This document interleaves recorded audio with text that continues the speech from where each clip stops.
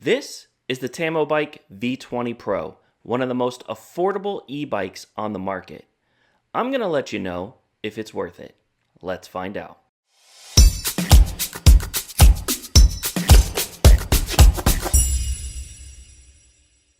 What's up, everybody? Welcome back to Dad Hut. Today, I am going to be taking a look at the Tamobyke V20 Pro. I'm going to give you my impressions, all the things I like, all the things I don't like.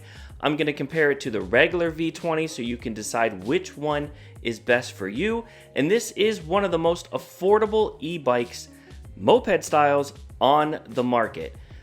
So if you're just looking to get yourself into the game and you don't want to put out thousands of dollars, the price of this e-bike is going to shock you. It is surprisingly low, especially compared to the competition, and you're getting good quality from what I found so far out of this bike. Let's go over it. So the bike came to my house within about 3 days of purchasing. Super fast shipping.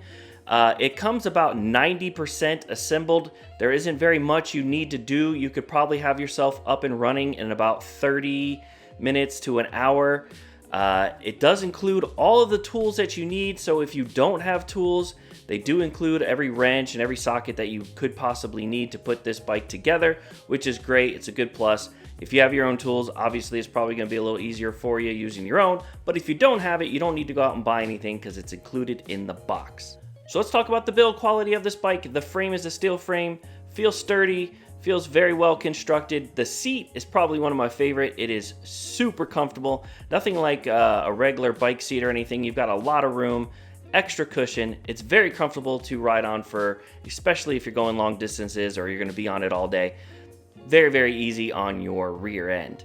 So the bike comes with 20-inch tires, and now the Pro version, the V20 Pro, comes with hydraulic brakes, which is one of the upgrades from just the regular V20. Which hydraulics brakes are just going to be a little bit better than your disc brakes.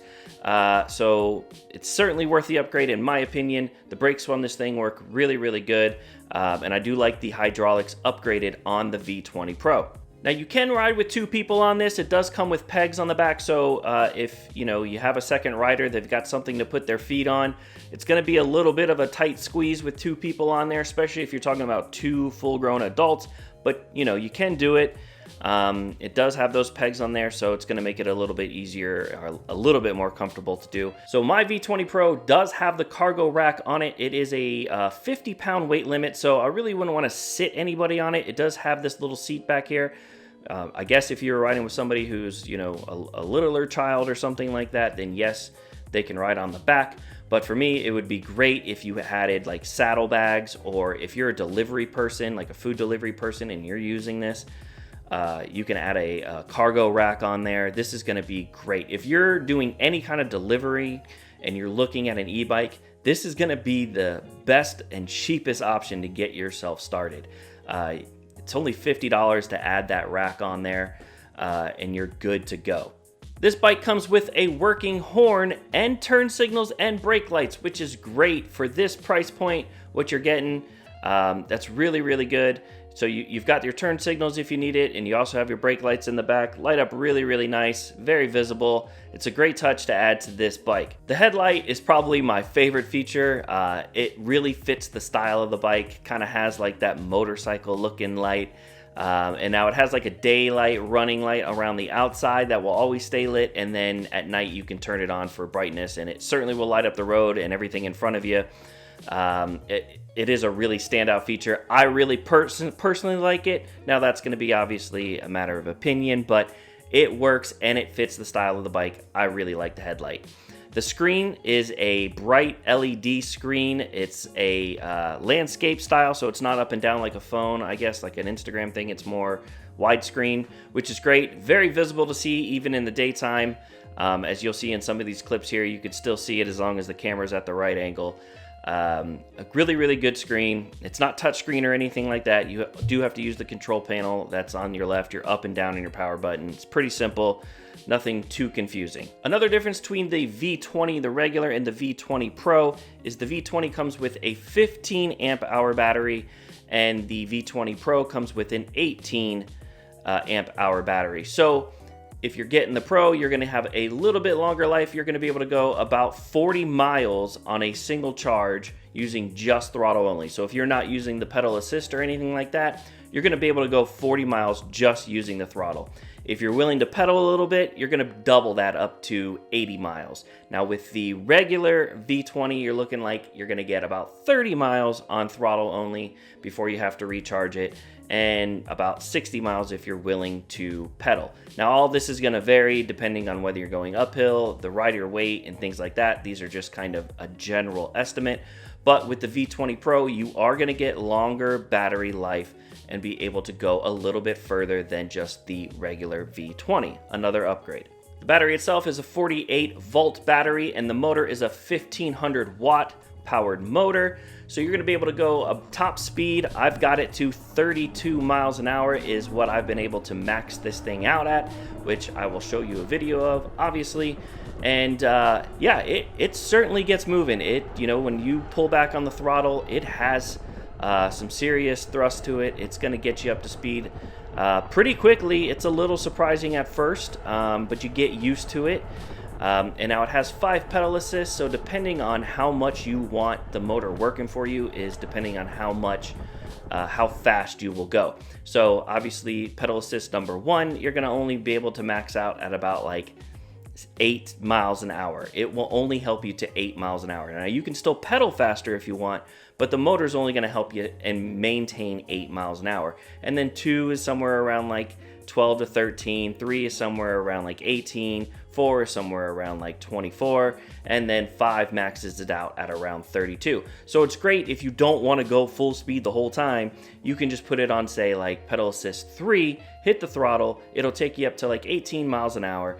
And the great thing is it has cruise control. So if you stay at that 18 miles an hour or whatever the top speed is for that pedal assist mode, you stay at it for about 3 seconds.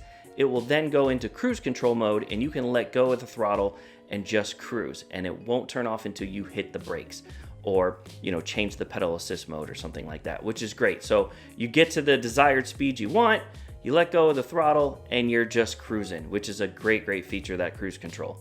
So the bike weighs about 80 pounds, and that's with the battery on there. If you take the battery off, it's about 60 pounds. And the battery itself has a lock on it, which is great. So you can't actually take the battery off unless you have the keys, which they give you 2 keys that come with the bike, so that only you can take the battery off. So if you have it locked up somewhere, nobody can just come up and swipe your battery and just take that off and leave the bike. So, because the battery is a very expensive part of the bike. So great that there's a lock for it, and they do give you 2 keys. If you really wanted to, you could just pedal this bike. You don't even need to power it on. So if you lost power or something like that, your battery ran out, you can still pedal. And it does have a shifter on it, a 7-speed shifter. So you can use this as a traditional bike. Now, I don't think you would want to purchase this if you're going to use it as a traditional bike, but that option is there, which is great. So if you're ever in a pinch, if it runs out of battery or whatever, you can just pedal and you'll be fine. It's just like a normal bike. So this bike is perfectly capable of going off the pavement as well. You could take it through the grass, you could take it through the dirt. It handles it just fine. It's not going to be as smooth as ride, I guess, because it's not slick pavement, but it will still get up and go. It doesn't have any problems running through the grass or the dirt. So everything's not sunshine and rainbows, right? What do I not like about it? Well, I would say the first thing I don't like about it is that the instruction manual, while it's not hard to put together or anything like that, it is in broken English. It is very badly translated into English. And the manual is for some unbranded bike. Yes, it is for this bike, but it's unbranded. So I don't know if Tamobyke does like this bike and they sell it to other people, or if they're buying it and then branding it as their own. Whatever it may be, it doesn't really affect the riding of the bike or anything like that. But when you open it up and you read the manual and it's such bad broken English and translated really bad, it's not the greatest impression. And I am nitpicking here, but the other thing I would say I don't really like is the kickstand. I think it needs to be a little bit more at an angle. The way it sits now, it will stand, it will, rest on the kickstand, but if you nudge it at all, it's gonna tip over to the opposite direction. I would like to see that kickstand at slightly more of an angle, so it's leaning a little bit more, so it's not so easy to knock over. Again, that's an easy fix if you want to just go buy a kickstand and add your own on there. Really not that difficult, but again, I'm nitpicking here. There's really not a whole lot that I don't like about this bike. And the best thing to like about it is the price. So I talked about the V20 and the V20 Pro.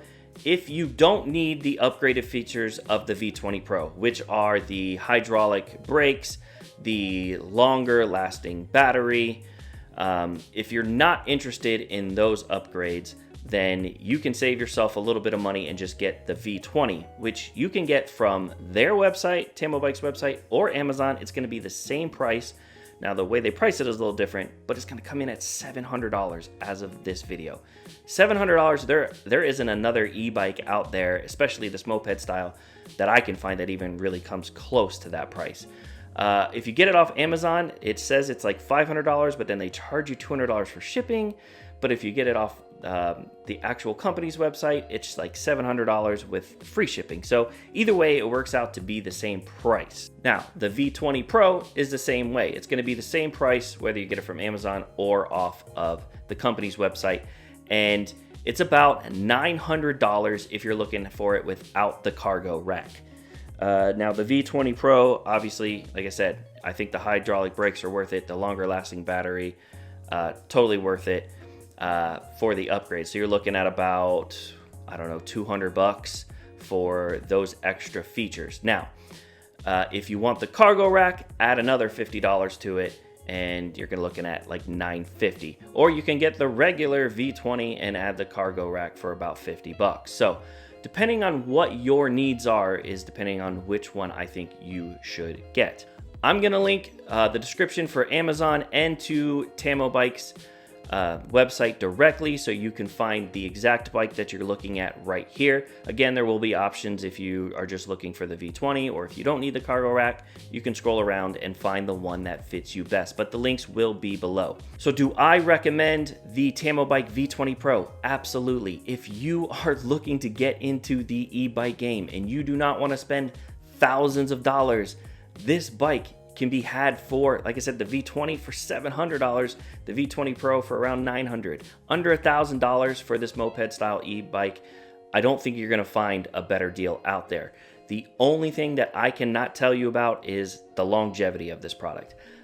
I only have about 30 to 40 miles on it, which is significant time, but it's not, 2 years down the road or 3 years down the road to tell you, will this bike hold up? But I will give you any updates, if need be, on this channel. So make sure you like and subscribe. And if you like this video, please give it a thumbs up. And I'll see you on the next one, guys.